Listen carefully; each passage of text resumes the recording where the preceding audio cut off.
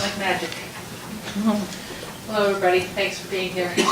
So, I guess we're going to be the new kids on the block because we're only about a year and a half old. And I just want to also acknowledge that Kyra Lau is here. She's up in the corner, and she really does the lion's share of the work for the Office of Global Health, because Catherine and I are both, I'm only a quarter time, and Catherine is, I think, now up to a quarter time. So we're a very small office, and the history of how this office came to be is a little bit like a trip to Munchkin Land, where we had a meeting and it was come out wherever you are. There were lots of people in lots of countries doing all kinds of things, but nobody had really pulled it all together and cataloged it. So about 6 years ago, with a change of administration at the medical school and on the 5 college campuses, we held a focus group to say, is anybody out there doing global work? And much to our surprise, about 30 people showed up at the first meeting, all telling the stories that anyone in school administration didn't really want to hear. Some of us, myself included, guilty of things like carrying pockets full of money to countries because we didn't know what else to do or how to get a check cut, who cashes a UMass check in the middle of Romania. So there were lots of stories that led us to think, gee, I wonder if the President's office heard about this, if they still want us to be holding these focus groups. But we pushed forward. The head in the sound effect. Held a few more, but carefully didn't invite anyone who might put up that first stop sign, because it was a little scary, some of the stories. So a few years after that, the President of the 5 college system had some interest in international work, primarily in China. And some of us had been working in South Africa for a long time, and we wound up taking the President and 5 members of the board to South Africa to see the projects that were going on with people who were currently UMass faculty and staff, but were not anywhere acknowledged within the system. And that was sort of our turning point. So we thought that would be the simple part. All of a sudden, it was becoming more of an interest to the system. There was more of a blessing, and the assistant to the President was very interested, and she began holding more formalized meetings of people who were interested in cross-campus meetings around global health. And so that's kind of what set the stage for us. We report, the Office of Global Health reports to the Dean of the Medical School, and who ultimately reports to the Chancellor. So that's our structure at the moment. As I said, we're a very small office. And what we found the minute we hung our shingle was that we had pretty much opened Pandora's box. What used to be a simple stuff your pockets with dollars and go wherever you were going turned out to be, well, maybe you shouldn't be stuffing your pockets with dollars. Maybe you shouldn't buy a car in a foreign country. And so all of the things that were happening under the radar came onto the radar screen. So you know what that means. Somebody's watching. And so that led to having the discussion of, okay, so if we can't hire somebody or we can't buy a car, we have to stop stuffing our pockets, who's going to help us figure out what we should be doing? And so our group, the IRATF, was created so that we could develop some policies and procedures, standardize things like memorandums of understanding, make sure that we had, in fact, some coverage. I think certainly the tragedy in Haiti pointed out how important it is to be sure you know where your students and faculty are, and whether we have facilities to have people airlifted out.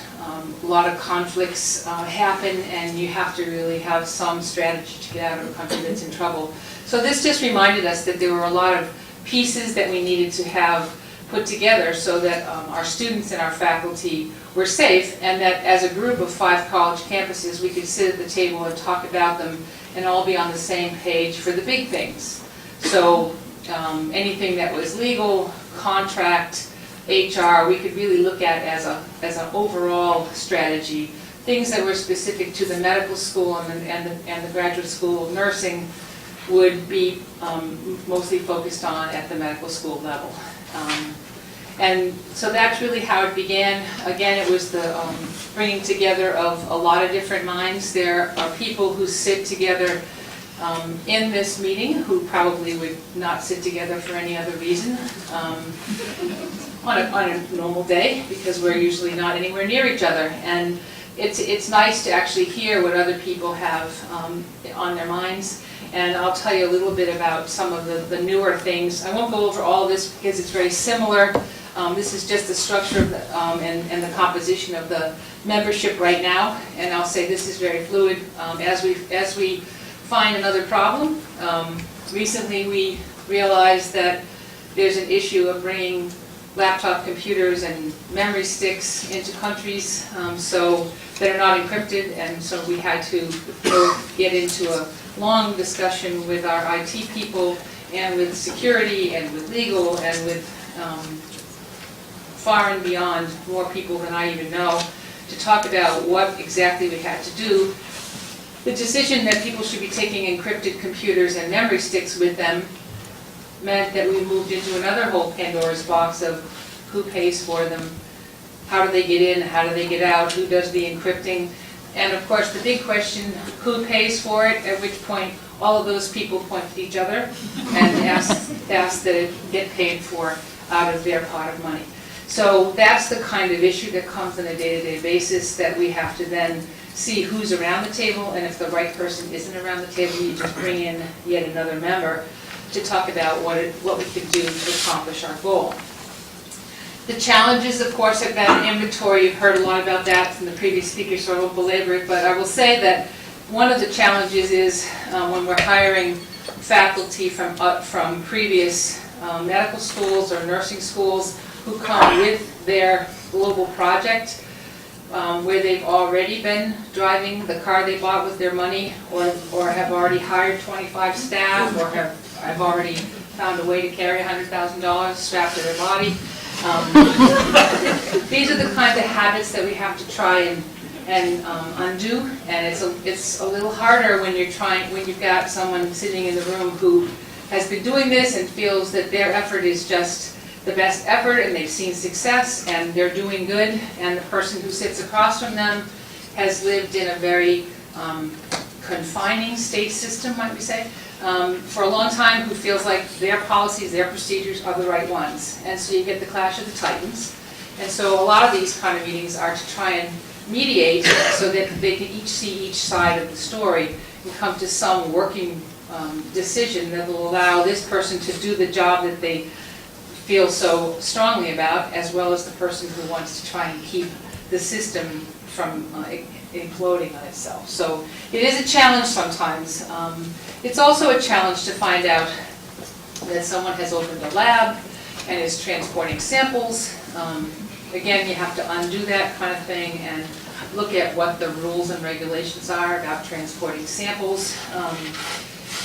If it hasn't been the culture of the researchers to know who to call before they accept the project or start the project or in the middle of the project, then it really is, again, a culture change. It's as simple, the culture changes have been as simple little arguments about which travel agent you can use to book your travel, all the way up to whether we should transport stem cells. So, you know, it's really just a matter of trying to find out what people are doing and then make some sense of it. So the memorandums of understanding have turned out to be the easiest thing to do of all of it. And as I said, field advances, things along those lines. We are right at this moment really pretty heavily into the export control compliance questions. And we had at one point 25 or 30 students abroad a few months ago, at which point we heard about the laptops and the encrypted devices, and I had one of those oh my god moments that we had 20 or 30 students abroad carrying who knows what on their laptops, asking them to not carry their laptops with them. I'm not going to age myself out, but this generation doesn't know what to do if they don't have an electronic piece of equipment in their hand. So telling them they have to leave their laptops behind, their iPods behind, their iPhones behind, whatever it is, causes a lot of anxiety. So we really have to figure out a way that they can take what they're comfortable with, but use it safely. We don't particularly have top military secrets on our campus, fortunately. So we haven't had some of the huge problems that come with that. But people are going to have to adjust to turning in laptops and picking them up as they travel. And the thing that we spent almost the whole year on last year was trying to get our students into some uniform, safe way of traveling. We did pre- and post-departure training. We've worked with our student health and with our faculty to be sure that they're going with the right vaccines and with the right headset around safety and security, know where they're traveling. I won't belabor that point, but that was yet again another struggle, because we found out that students were going to all sorts of places, even some that are on the no travel list, because there really wasn't a very well-known procedure. So these are some of the things that we're now working with. We have a foreign project registration form, just asking people who are going to be investigators to talk a little about what you're doing, who you're doing it with. If they can fill out all this information, then that helps us see what they're doing. It helps them know what they're doing, and if we have questions about what needs to happen, we can talk about it, especially if they tell us they're buying a house in South Africa. Liz will have a heart attack, but that's the kind of thing that if they say that on the form, you know already that I don't know if I'm gone. Okay. International travel resources, they can go onto our website. There's a form for students that I guess doesn't move forward, but there's a form for students to fill out that also tells us where they're going. If someone tells us that they want to go into a war zone, we usually try to stop that and encourage them not to go. And we can't provide insurance for them if they choose to go there. This is one of our physicians who's in Liberia, where we have a large project. We're building a system of communication for our faculty and students who are abroad. We do like to hear from people at least once every few weeks or once a month to be sure that there's ongoing communication. And in the case, as I said, of Haiti, that if something goes wrong, we can quickly answer the mother who calls and says, "Where is my child?" Or the wife who calls and says, "Where is my husband?" So we are hoping that people will. Here's the export control compliance checklist. All of these checklists are designed again for people to kind of self-reflect on what they're doing, and if they answer a question in a way that we look at it and say, what is this about? What are they doing? It leads to a discussion, and then it doesn't always lead to no, you can't do it. It just leads to let's have a conversation. So that's my last slide. I'll stop with that. I'll just say that I'll speak for myself, but I'm sure Conner agrees. When we agreed to do this, this wasn't exactly the way that we thought it would unfold. But when you open Pandora's box, you have to sort of take what you get and take it one interesting piece at a time. We feel like we're pretty far over the oh my God hump at the moment, and we're moving more into let's get all these tools working together, and all the people seem to be, our committee has worked very nicely together. There's been no murders, so we feel that we can go forward and really provide a very good base for anyone who wants to travel and begin an international program. So, thanks.